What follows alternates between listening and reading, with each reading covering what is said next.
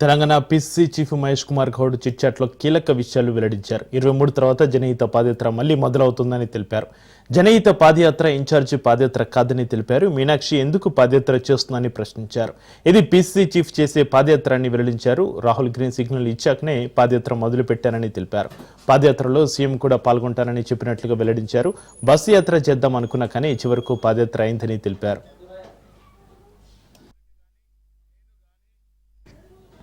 సిబ్బు సోరెన్ అంత్యక్రియలో ఉండడం వల్లే ఢిల్లీ పర్యటనకు రాహుల్ రాలేకపోయారన్నారు. ఒక్క మీటింగ్కు రాలేకపోతే చిత్తశుద్ధి లేనట్ట అని ప్రశ్నించారు. కిషన్ రెడ్డి రామచంద్రరావుకి బీసీల పట్ల అవగాహన లేదని విమర్శించారు. అరవింద్, ఈటెల, బండి సంజయ్ ఎందుకు మాట్లాడడం లేదని ప్రశ్నించారు. ఏ రోజుకైనా తెలంగాణకి ముఖ్యమంత్రి బీసీ అవుతారని, కాంగ్రెస్ పార్టీ నుంచే బీసీ ముఖ్యమంత్రి అవుతారని ఆశాభావం వ్యక్తం చేశారు. రిజర్వేషన్ల పెంపును బీజేపీ అడ్డుకుంటుందని విమర్శించారు. గుజరాత్లో ముస్లింలకు ఇస్తున్న రిజర్వేషన్లు తెలంగాణలో ఎందుకు ఇవ్వరని ప్రశ్నించారు.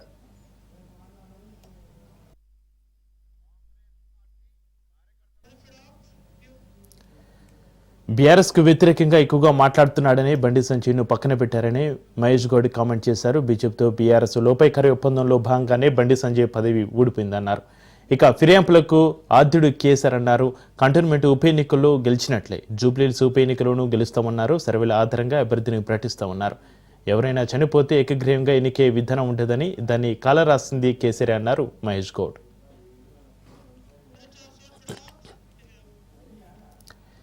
కేటీఆర్కు బండి సంజయ్ సవాల్ విసిరారు. ఫోన్ ట్యాపింగ్ చేయలేదని కేటీఆర్ ప్రమాణం చేయాలన్నారు. ఫోన్ ట్యాపింగ్ చేశారని, ట్యాపింగ్పై తడి బట్టలతో ప్రమాణానికి సిద్ధమన్నారు బండి సంజయ్. తన ఫ్యామిలీ అందరినీ తీసుకొచ్చి ప్రమాణం చేయిస్తానన్నారు. కేటీఆర్ ఫోన్ ట్యాపింగ్ చేయించాడనేది తనకు తెలుసన్నారు. ఏ గుడికి రమ్మంటారో KTR time, date చెప్పాలన్నారు Bandi Sanjay. BRS నాయకులకు సిగ్గు ఉంటే పార్టీ నుంచి బయటకు రావాలని, బీఆర్ఎస్లో నాయకుల అందరి ఫోన్లు ట్యాప్ అయ్యాయని ఆరోపించారు. మావోయిస్టు సింపథైజర్గా వారి పేర్లు పోలీసులకు పంపారన్న సంజయ్ ఆ లిస్టులో తన పేరు, సీఎం రేవంత్ రెడ్డి పేరు కూడా ఉందన్నారు. నువ్వు చేసిన తప్పిదాలను కప్పిపుచ్చుకోవడానికి లీగల్ నోటీస్ ఇస్తా అని చెప్పి బెదిరిస్తున్నావు. ఏదో ఒక నోటీస్ ఇచ్చి బెదిరించి అట్నే భయపడతానుకుంటే నీ మురుగతో నేను నీ లెక్క అయ్య పేరు చెప్పి రాయగల కష్టం కాదు. నేను తెలంగాణ ఉద్యమంలో ఎవరో చేస్తుంటే పోయి మధ్య జెండా పెట్టి కంకులు కాల్చే కాడ ఫోటో దిగి, దోషలు వేసే కాడ ఫోటో దిగి, చావటలో పోయి ఫోటో దిగి, మధ్యలో జెండా జేఎస్ఎల్ మీటింగ్ పెడితే మధ్య జెండా పెట్టి రాజకీయ నాయకుడు అనేటువంటి వ్యక్తిని కాదు. నేను చిన్నప్పటి నుంచి ధర్మము, దేశము అనేటువంటి ఒక ఆలోచనతో, ఒక జాతీయవాద భావజాలంతో, ఒక హిందూ ధర్మరక్షణ కోసం పాటుపడుతూ, హిందూ సమాజాన్ని సంఘటితం చేస్తూ, అనేక ఉద్యమాలు చేసి, అనేక కేసులను భరించి, అనేక సార్లు జైలుకు పోయి పోలీసుల దెబ్బలు తిని వచ్చినటువంటి వ్యక్తి నేను. మా నాయన పేరు చెప్పో, మా తాత పేరు చెప్పో నేను వచ్చిన వ్యక్తి కాదు. నీకు నాకున్న తేడా అది. నేను ఒకటే సవాల్ చేస్తున్నా. చలో, ఏ గుడి కంటే ఆ గుడికి నా కుటుంబంతో సహా వస్తా, భార్య పిల్లతో సహా వస్తా. నువ్వు మీ అయ్యా, మీ అమ్మ, మీ భార్య, మీ పిల్లలందరూ కూడా ఏ గుడికి వస్తారో రాండి. మేము ఫోన్ ట్యాపింగ్ చేయించలేదు. ఫోన్ ట్యాపింగ్ నాకు నీకు సంబంధం లేదు. ఫోన్ ట్యాపింగ్ చేసిన విషయం నాకు తెలియదు అని నువ్వు ప్రమాణం చేస్తామా? నువ్వు దాస్తికి నువ్వు మీ కుటుంబ సభ్యులందరూ వచ్చి ప్రమాణం చేయండి. నేను మా కుటుంబ సభ్యులందరూ వచ్చి ప్రమాణం చేస్తాం. నువ్వు ఫోన్ ట్యాపింగ్ చేయించినావు, నీకు సంబంధం ఉంది, ఫోన్ ట్యాపింగ్ చేసేది నీకు తెలుసు, నీ భాగస్వామ్యం నేను ప్రమాణం చేస్తా. సిద్ధమా చెప్పు, డే టు టైం. తప్పించుకుంటే నేను సమాధానం ఇచ్చిపెట్టా, రాసిపెట్టుకో. నేను నిరంతరం ప్రశ్నిస్తూనే ఉంటా ఈ విషయంలో. ఏ టెంపుల్కి వస్తావు? నీకు మా టెంపుల్ మీద నమ్మకం లేకుంటే మసీద్ అంటావా, చర్చ్ అంటావా, నీ ఇష్టం.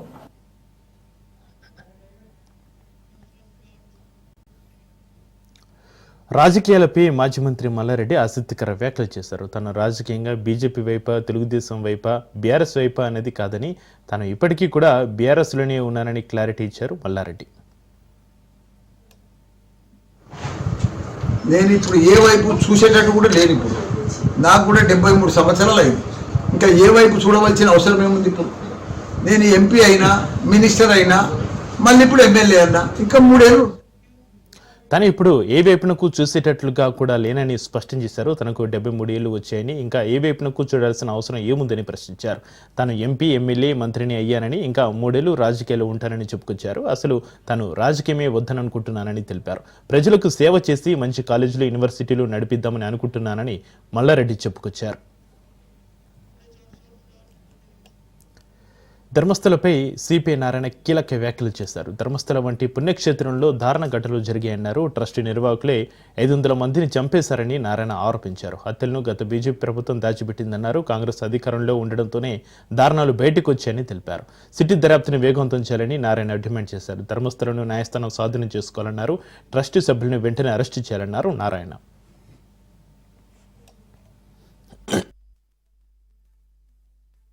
టీటీడీ బోర్డు నెంబర్ 1 బ్రహ్మాండంగా పిలిగ్రిమ్స్ బాగా వస్తున్నారు, ఆదాయం వస్తుంది, సౌకర్యాలు కూడా బాగానే చేస్తున్నారు.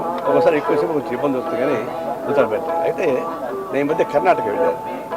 కర్ణాటక ధర్మస్థలి అది ఒక పెద్ద ట్రస్ట్, అది కూడా దాదాపు 60-70 ఏళ్ళుగా ట్రస్ట్ ఉంది. ఒక కుటుంబం చేతిలో ఉంది ఆ ట్రస్ట్.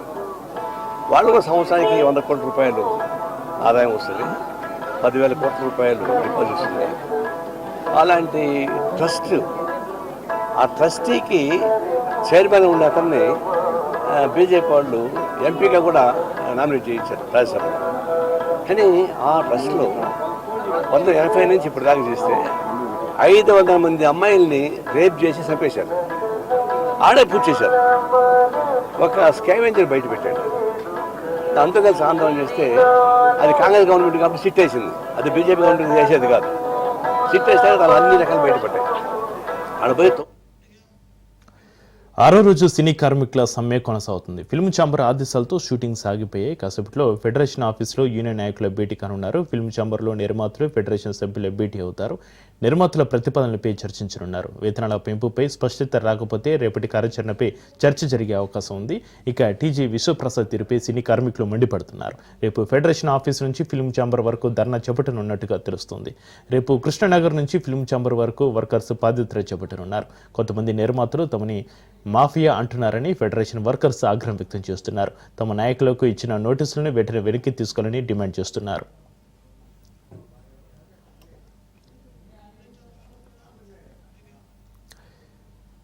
సినీ కార్మికుల సమ్మెపై మెగాస్టార్ చిరంజీవి స్పందించారు. కార్మికుల వేతనాల పెంపు ఇండస్ట్రీకి సంబంధించిన సమస్య అన్నారు. ఏకపక్షంగా ఎవరూ నిర్ణయం తీసుకోలేరన్నారు. 30% వేతనాల పెంపునకు అంగీకరించారని, షూటింగ్ ప్రారంభిస్తారని తప్పుడు ప్రచారం చేస్తున్నారన్నారు. ఫెడరేషన్కు చెందిన ఎవరిని తాను కలవలేదన్నారు.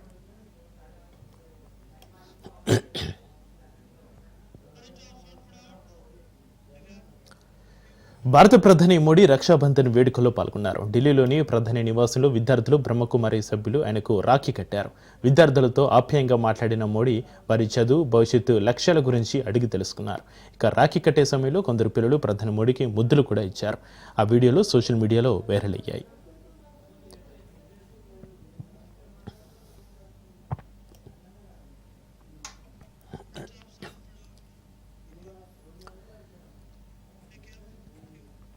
సీఎం రేవంత్ రెడ్డి నివాసంలో రక్షాబంధన్ వేడుకలు జరిగాయి. మహిళా మంత్రులు సీఎం రేవంత్కి రాఖీ కట్టారు. సీతక్క, కొండ సురేఖ రేవంత్ రెడ్డికి రాఖీ కట్టారు.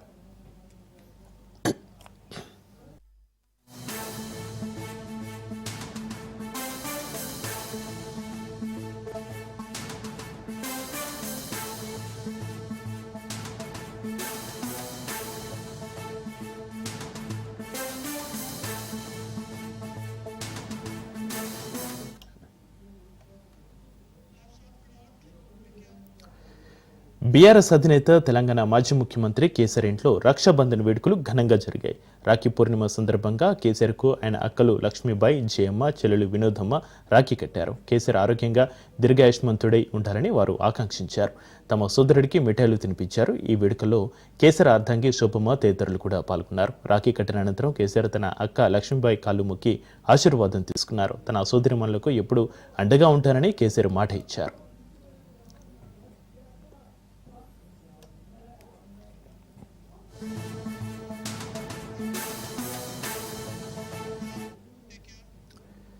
అమరావతిలోని సీఎం నివాసంలో రక్షాబంధన్ వేడుకలు ఘనంగా నిర్వహించారు. మంగళగిరి నియోజకవర్గానికి చెందిన మహిళలు మంత్రి నారా లోకేష్కు రాఖీలు కట్టి ఆశీర్వచనాలు అందించారు. మంగళగిరి ఆడబిడ్డలందరికీ తాను ఎల్లప్పుడూ రుణపడి ఉంటానని నారా లోకేష్ అన్నారు. ఆడపడుచుల ఆశీస్సులతో మంగళగిరిని నంబర్ 1గా తీర్చిదిద్దానన్నారు. ఎన్నికలు ఇచ్చిన హామీలను నిలబెట్టుకునేందుకు అహర్నిశలు శ్రమిస్తున్నానని అన్నారు లోకేష్.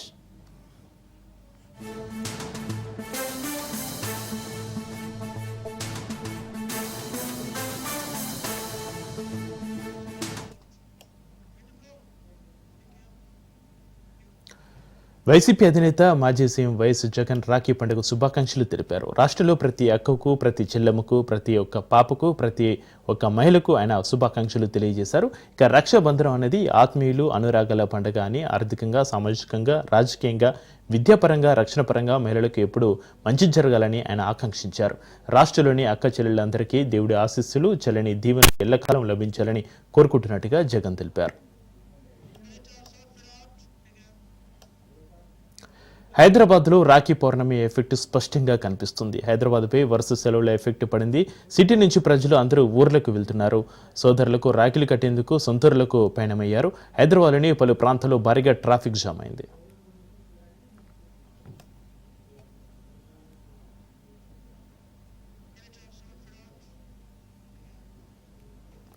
రాఖీ పండుగ పూట అమ్మవారి జేబుకు చిల్లు పెడుతుంది ఆర్టీసీ. అసలు ఛార్జీ కంటే అధికంగా వసూలు చేస్తుంది. బస్సు మాత్రం ఆర్డినరీ, టికెట్ మాత్రం ఎక్స్ప్రెస్ ఛార్జీలు వసూలు చేస్తున్నారు. దీంతో ప్రయాణికులు గగ్గలు పెడుతున్నారు. ముందస్తు సమాచారం లేకపోవడంపై మండిపడుతున్నారు. అయితే ఈ విషయంపై తమకు ఏమీ తెలియదంటున్నారు కండక్టర్లు. కోడంగల్ నుంచి లక్ష్మీపూర్ వరకు 20 రూపాయలు అయితే నువ్వు 40 రూపాయలు ఏ విధంగా కొట్టినావు చెప్పు. నాకు ఒక్కసారి సమాధానం చెప్పు. కోడంగల్కి వెళ్ళి లక్ష్మీపూర్ వరకు 20 రూపాయలు కదా. ఎవరు నాకు చెప్పలే, ఎవరు సమాధానం ఇస్తలేరు.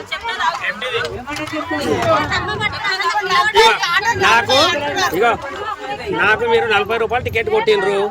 ఇక 40 రూపాయలు ఇప్పుడు వాళ్ళు ఇచ్చినా కూడా అట్లా చేస్తారు. ఇక 40 రూపాయలు టికెట్ కొట్టారు. ఎట్లా కొట్టారు? 40 రూపాయలు అయితే చూడండి. 40 రూపాయలు అవుతుంది అంట. చూడండి, ఎవరికైనా 40 రూపాయలు అంట ఈరోజు.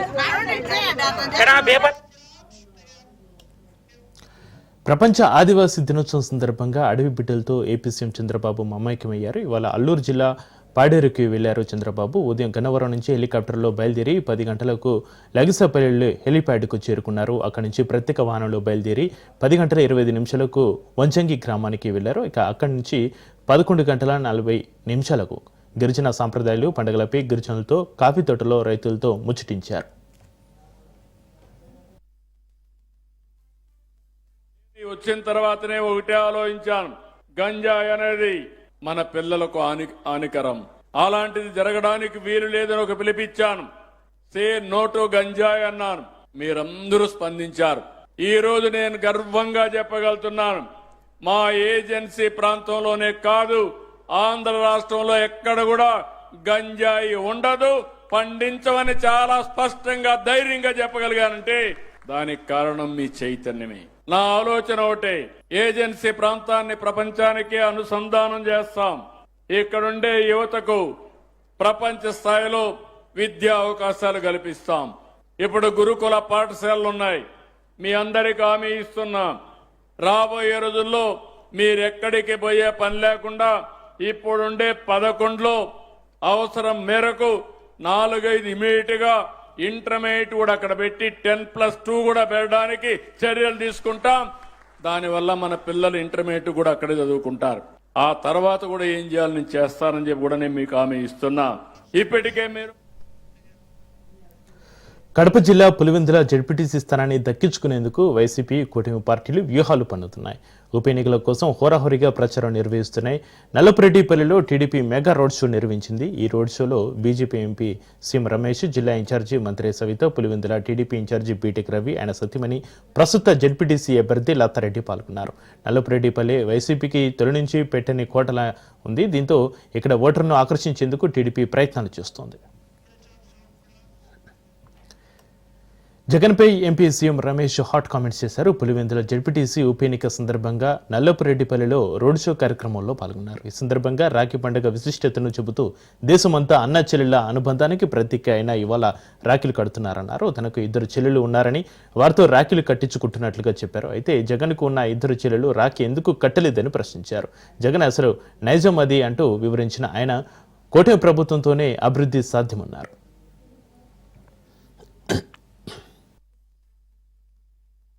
ఈరోజు రాఖీ పండుగ రోజు నాకు 2 చెల్లెళ్ళుంటే 2 వచ్చి రాఖీ కట్టారు. మరి జగన్మోహన్ రెడ్డి కూడా 2 చెల్లెళ్ళు ఉన్నారు కదా, వాళ్ళు ఎందుకు రాఖీ కట్ల? 2 చెల్లెలను తల్లిని దూరం చేసుకున్న వ్యక్తి ఎవరన్నా ఈ దేశంలో ఉన్నారంటే అది ఒక్క జగన్మోహన్ రెడ్డి ఒక్కడే. ఒక్క విషయం మీకు చెప్పాలి, యావత్ ఆంధ్రప్రదేశ్ ప్రజలకు అందరికీ జగన్మోహన్ రెడ్డి గురించి తెలిసి అతను చేసిన 5 సంవత్సరాలు నష్టం గురించి ఆంధ్రప్రదేశ్ ఎంత నష్టపోయిందో మొత్తం మొన్న ఎలక్షన్స్ లో మామూలుగా కూడా ఏ మాత్రము ఈ కాన్స్టిట్యున్సీ గురించి ఈ ప్రాంత ప్రజల గురించి ఎప్పుడు కూడా ఆలోచన చేసిన, ఇక్కడ పులివెందులకు ఏదైనా నీళ్లు ఇచ్చారు, వ్యవసాయానికి తాగునీటి ఇచ్చారంటే అది చంద్రబాబు నాయుడు గారు. లతారెడ్డి గారికి ఒక్కసారి అవకాశం ఇవ్వండి. ఈ పులివెందుల గొడవలపై ఈసీకి వైసీపీ నేతలు ఫిర్యాదు చేశారు. ఈసీ కళ్ళు మూసుకుంటే ప్రజాస్వామ్యం కూని అవుతుంది అన్నారు పేర్ని నాని. పులివెందులలో ఓటర్లకు దూరంగా పోలింగ్ బూతులు తీసుకెళ్తున్నారన్నారు. పులివెందులలో పోలీసులు టీడీపీకి వంతపాడుతున్నారని, గోడకు చెప్పిన ఒకటి ఈసీకి చెప్పిన ఒకటేనని తమకు అర్థమైందన్నారు. ఈసీ అధికారులు, కలెక్టర్, పోలీసులు అంతా కలిసి పులివెందులలో ప్రజాస్వామ్యాన్ని చంపేస్తున్నారన్నారు పేర్ని నాని.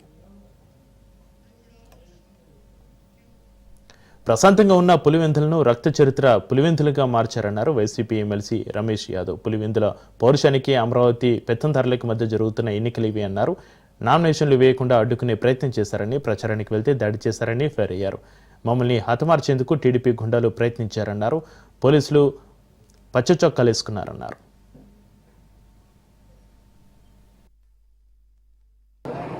ఇవాళ ఆంధ్రప్రదేశ్ రాష్ట్రంలో రాష్ట్ర ఎన్నికల కమిషన్ తీరు చూస్తుంటే ప్రజాస్వామ్యాన్ని కాపాడాల్సినటువంటి ఎన్నికల కమిషన్, రాష్ట్ర ఎన్నికల కమిషన్ వారి కళ్ళ ముందే ప్రజాస్వామ్యం కట్టడి చేయబడుతుంటే, ప్రజాస్వామ్యం కాళ్ళు చేతులు కట్టబడుతుంటే, ప్రజాస్వామ్యం తల నరకబడుతుంటే ఇవాళ చేష్టలడిగి ఎన్నికల కమిషన్ చూసే పరిస్థితి, కళ్ళు మూసుకుని నిద్ర నటించే పరిస్థితి. నిజంగా వెనకటికి సామెత ఉంది, నిద్రపోయేవాడిని అయితే లేపచ్చు. ఈ రాష్ట్రంలో ఒక రాజకీయ పార్టీగా ఇవాళ జరుగుతున్నటువంటి ఎన్నికల తంతుని వారి కళ్ళకి కట్టినట్టు చూపిద్దామని చెప్పని ఇక్కడికి వస్తే, నిజంగా ఎన్నికల కమిషనర్గా కుర్చీలో కూర్చున్నటువంటి మహాత్మురాలు ఆవిడ నిజంగా నిద్రపోతుంటే వైఎస్ఆర్ కాంగ్రెస్ పార్టీ ఏమన్నా అరిచో తట్టో లేపగలదు, కానీ నిద్ర నటిస్తుంటే చేయగలిగేదే పరిస్థితి ఉంటుంది. నిజంగా ఇవాళ ఇక్కడ కూర్చున్నటువంటి ఎన్నికల విభాగంలో, రాష్ట్ర ఎన్నికల కమిషన్లో కూర్చున్నటువంటి ఈ ఉద్యోగస్తులు, ఈ అధికారులు, ప్రత్యేక కమిషనర్ కానీ మీరు వేరే సీట్లో కూర్చున్నప్పుడు మీరు తప్పులు చేస్తే లేదా మీరు పాపాలు చేస్తే మీరు కళ్ళు మూసుకు కూర్చుంటే ఆ 4 రోజులు ఆ డిపార్ట్మెంట్ చెడిపోద్దేమో, కానీ ఇవాళ మీరు చేసే చర్యల వల్ల, మీరు నిద్ర నటిస్తాం వల్ల ప్రజాస్వామ్యాన్ని ముక్కల ముక్కలుగా నరుకుతుంటే తెలుగుదేశం పార్టీ మీరు కళ్ళు మూసుకుని, ఏమి పట్టనట్టు చెవులు మూసుకుని ఈ ప్రజాస్వామ్యాన్ని కూని చేసేటువంటి పరిస్థితులు మీరు పట్టనట్టు వ్యవహరిస్తే ప్రజాస్వామ్యానికే నష్టం. ఇవాళ ఆంధ్రప్రదేశ్ కడప జిల్లా పులివెందుల జెడ్పీటీసీ ఉప ఎన్నికపై జమ్మలమడుగు బీజేపీ ఎమ్మెల్యే ఆదినారాయణ రెడ్డి సంచలన వ్యాఖ్యలు చేశారు. పులివెందుల ఉప ఎన్నికను తమతో పాటు సీఎం చంద్రబాబు సైతం ఛాలెంజింగ్గా తీసుకున్నారన్నారు. కుటుంబంతోనే అభివృద్ధి సాధ్యమని ఆయన చెప్పుకొచ్చారు. ఉక్కు ఫ్యాక్టరీ ప్రహరీ నిర్మాణానికి భూమి పూజ అనంతరం ఆదినారాయణ రెడ్డి ఈ వ్యాఖ్యలు చేశారు. ఆదినారాయణ రెడ్డి వ్యాఖ్యలతో పులివెందుల ఉప ఎన్నికపై హీటు మరింతగా పెరిగింది.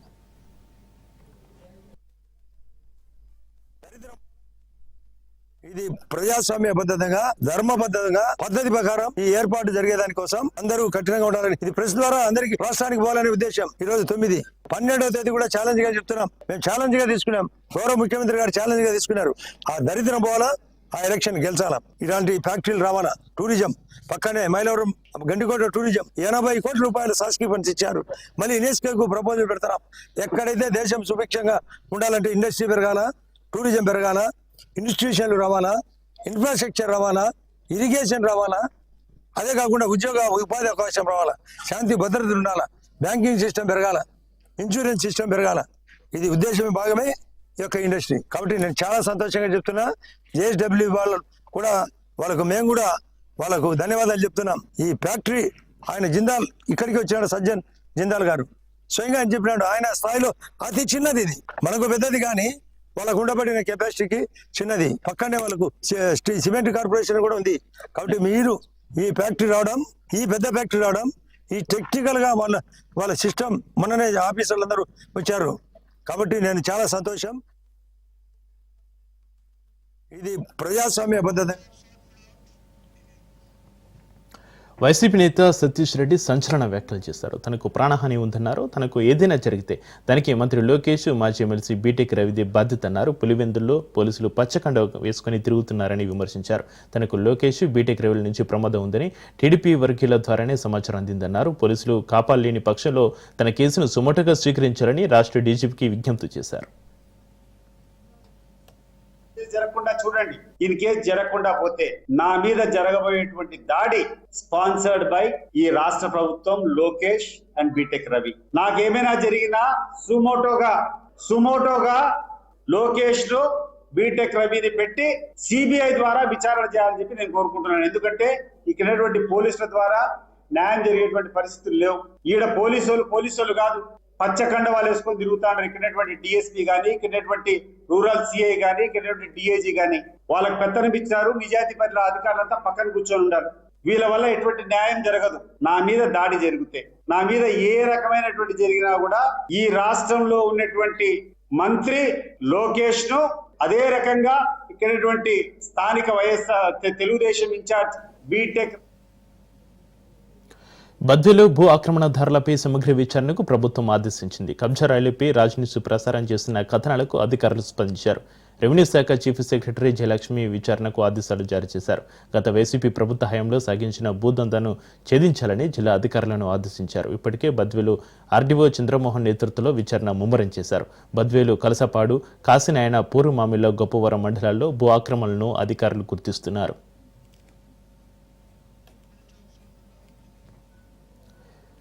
సృష్టి ఫెర్టిలిటీ సెంటర్ దారుణాలు మళ్లీ వెలుగులోకి వస్తున్నాయి. తవ్వే కొద్దీ కొత్త విషయాలు వెలుగు చూస్తున్నాయి. సరగసి పేరుతో భారీ మోసాలకు పాల్పడ్డ డాక్టర్ నమ్రత లక్షల్లో డబ్బులు వసూలు చేసి 80 మంది శిష్యులను విక్రయించినట్టుగా గుర్తించారు. శిష్యుల విక్రయంతో 20 కోట్లకు పైనే సంపాదించినట్టుగా తెలుస్తుంది. 27 మందిపై పోలీసులు కేసు నమోదు చేసి దర్యాప్తు చేస్తున్నారు.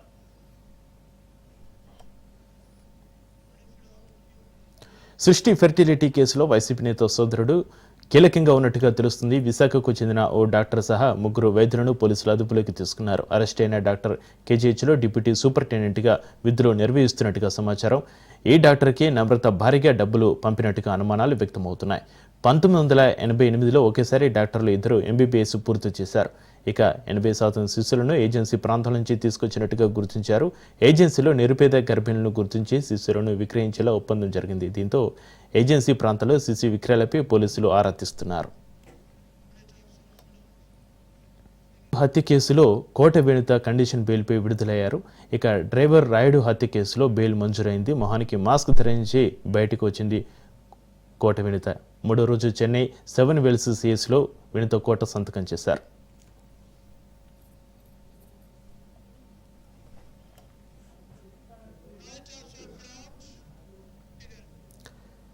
మంచిర్యాల జిల్లాలో ఉధృత పరిస్థితి చోటు చేసుకుంది. పాలగిరిగూడెంలో అటవీశాఖ అధికారులు ఓవరాక్షన్ చేశారు. గిరిజనులు వేసుకున్న గుడిసెలను అధికారులు తొలగించారు. దీంతో గిరిజనులు అటవీశాఖ అధికారుల మధ్య ఘర్షణ చోటు చేసుకుంది. అటవీ భూమిలో ఉన్న అక్రమ నిర్మాణాలను తొలగిస్తున్నట్లుగా అధికారులు తెలిపారు. తమకు న్యాయం చేయాలని గిరిజనులు డిమాండ్ చేశారు. హుస్సేన్ సాగర్ నిండుకుండలా మారింది. ఫుల్ ట్యాంక్ లెవెల్ను మించి వరద ప్రవాహం కొనసాగుతుంది. Hussain Sagar full tank level 513.41 అడుగులు కాగా ప్రస్తుతం 513.52 అడుగులకు నీటి మట్టం చేరింది. ఇన్ఫ్లో 530, అవుట్ఫ్లో 1089 క్యూసెక్లుగా ఉంది. ఎడతెరిపి లేకుండా కురుస్తున్న వర్షాల కారణంగా హిమాయత్ సాగర్ జలాశయం నిండుకుండలా మారింది. ఎగువ నుంచి వరద నీరు భారీ స్థాయిలో వస్తుండటంతో ఇప్పటికే 4 గేట్లను జలమండలి అధికారులు ఎత్తి నీటిని కిందకు వదులుతున్నారు. రాజేంద్ర నగర్ నుంచి హిమాయత్ సాగర్ వైపు సర్వీసు రోడ్డుపై భారీగా వరద నీరు వచ్చి చేరుతుండటంతో ఆ రోడ్డును పూర్తిగా మూసివేశారు. రాజేంద్ర నగర్ సమీపంలో రోడ్డుకి ఇరువైపులా బారికేడ్లను ఏర్పాటు చేసి వాహనాల రాకపోకలను మళ్లిస్తున్నారు. మూసీ నది ఉధృతంగా ప్రవహిస్తుండటంతో పరివాహక ప్రాంత ప్రజలు అప్రమత్తంగా ఉండాలని అధికారులు మరోసారి హెచ్చరికలు జారీ చేశారు. ఆపరేషన్ సింధూర్ వివరాలను ఎయిర్ ఫోర్స్ చీఫ్ వెల్లడించారు. పక్కా ప్రణాళికతో ఆపరేషన్ సింధూర్ నిర్వహించామన్నారు. పాక్కు చెందిన 5 యుద్ధ విమానాలు కూల్చినట్టుగా చెప్పారు. S-400 గగనతల రక్షణ వ్యవస్థ, డ్రోన్ వ్యవస్థ బాగా పనిచేస్తుందన్నారు. పాక్కి చెందిన ఒక పెద్ద విమానాన్ని కూడా కూల్చామన్నారు. పాక్తో పాటు పీవీకేలోని ఉగ్రస్థావరాలపై దాడులు చేస్తామని తెలిపారు.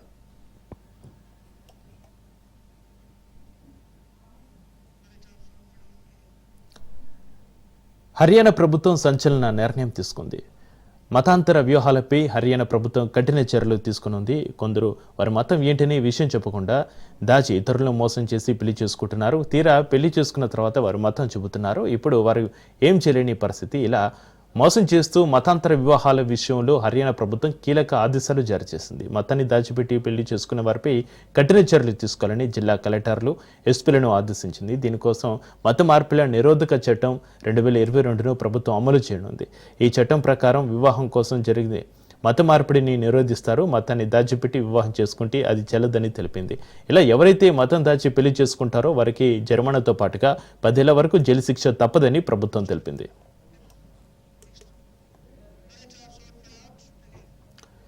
జమ్మూ కాశ్మీర్లో ఆపరేషన్ అక్కలు కొనసాగుతుంది. కుల్గాంలో భద్రతా దళాలు ఉగ్రవాదుల మధ్య కాల్పులు జరిగాయి. ఉగ్రవాదుల కాల్పులో 2 జవాన్లు వీరమరణం పొందారు. కాల్పులో మరో 10 మంది భద్రతా సిబ్బందికి గాయాలయ్యాయి. మృతులు ప్రిత్పాల్ సింగ్, హర్మిందర్ సింగ్గా గుర్తించారు. మృతుల కుటుంబాలకు భారత ఆర్మీ సంతాపం తెలిపింది. అకల అటవీ ప్రాంతంలో 4 ఉగ్రవాదులు నక్కి ఉన్నారు. వారి కోసం భద్రతా దళాలు జల్లెడపడుతున్నాయి.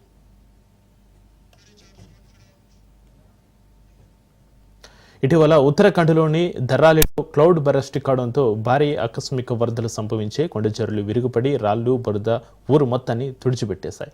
ఉత్తరాఖండ్ సీఎం పుష్కర్ సింగ్ ధామి ఈ ఘటనపై తక్షణమే స్పందించారు.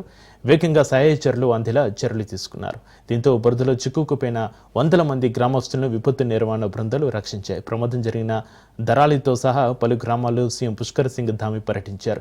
ఈ సందర్భంగా ప్రమాదం నుంచి క్షేమంగా బయటపడ్డ అహ్మదాబాద్కు చెందిన యాత్రికురాలు ధన్ గౌరీ భరోలియా సీఎం ధామికి కృతజ్ఞతగా తన చిరకొంగు చించి రాఖీగా కట్టారు.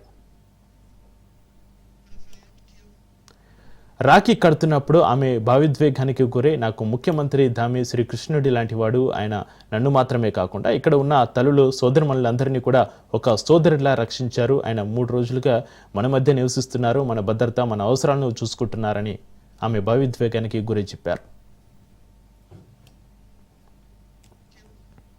ఇది కేవలం ఒక గుడ్డముక్క కాదు, ఒక సోదరి తనను రక్షించే తన సోదరుడి పట్ల ఆమెకున్న విశ్వాసం, ఆప్యాయత, అచంచలమైన ప్రేమతో నిండి ఉందని ముఖ్యమంత్రి తెలిపారు. ముఖ్యమంత్రి ధామి కూడా ఆమె చేయి పట్టుకుని ఒక సోదరుడిగా ప్రతి పరిస్థితిలోనూ విపత్తులో ప్రభావితమైన సోదరిమణులకు తోడుగా ఉంటానని హామీ ఇచ్చారు.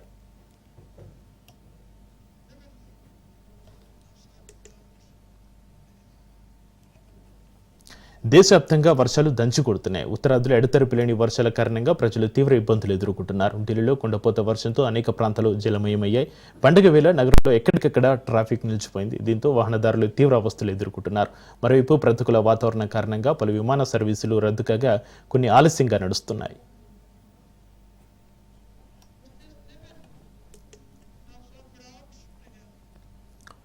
హిమాచల్ ప్రదేశ్ రాష్ట్రం చంబా జిల్లాలో ఘోర రోడ్డు ప్రమాదం చోటు చేసుకుంది. ఒకే కుటుంబానికి చెందిన 6 దుర్మరణం చెందారు. కొండ చెరువుల నుంచి పడిన ఒక పెద్ద రాయి కారును ఢీకొట్టడంతో ఈ విషాదకర సంఘటన చోటు చేసుకుంది. రాజేష్ అనే వ్యక్తి తన కుటుంబ సభ్యులతో కలిసి కారులో ప్రయాణిస్తుండగా కొండ ప్రాంతం నుంచి పడిన ఒక బండరాయి వారి వాహనాన్ని బలంగా ఢీకొట్టింది. దీంతో కారు అదుపు తప్పి లోతైన లోయలో పడిపోయింది. ఈ ప్రమాదంలో రాజేష్, ఆయన అర్ధాంగి హన్సో, వారి కుమార్తె ఆర్తి, కుమారుడు దీపక్, భామర్ది హేమరాజ్, మరో వ్యక్తి అక్కడికక్కడే మరణించారు. సమాచారం అందుకున్న వెంటనే పోలీసులు సంఘటన స్థలానికి చేరుకుని వివరాలు సేకరించారు. కేసు నమోదు చేసి దర్యాప్తు చేస్తున్నారు.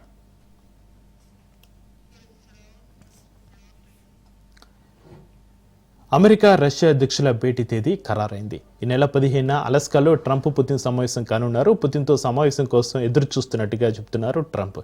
ఈ భేటీలో రష్యా, ఉక్రెయిన్ శాంతి ఒప్పందంపై దృష్టి సారిస్తామని ట్రంప్ తెలిపారు. ప్రపంచంలో శాంతి, స్థిరత్వాన్ని తీసుకురావడమే తన ఆకాంక్ష అని చెప్పుకొచ్చారు. తాము ఒప్పందానికి చాలా దగ్గరగా ఉన్నామన్న ట్రంప్, ఒప్పందంలో ఉక్రెయిన్ కొంత భూభాగాన్ని వదులుకోవాల్సి ఉంటుందన్నారు.